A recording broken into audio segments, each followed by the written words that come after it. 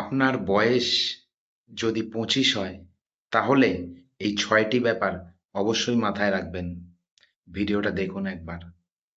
এক, আপনার personal life নিয়ে যদি কেউ কিছু না জানে, তাহলে আপনার জীবনটা শতভাগ ঠিক পথেই আছে।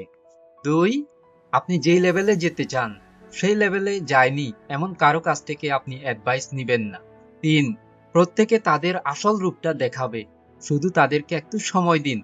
৪, আপনার সুযোগটা আপনাকেই তৈরি করতে হবে, অন্য কেউ এসে আপনাকে সেই সুযোগটা দিবে না। ৫, সুখের রহস্য হচ্ছে মুক্তি, আর মুক্তির রহস্য হচ্ছে উৎসাহ উদ্দীপনা। আপনাকে সেই উৎসাহ উদ্দীপনা নিয়ে কাজে নামতে হবে, তবেই আপনি মুক্তির স্বাদ পাবেন। ৬, জীবনে সমস্যা থাকবেই।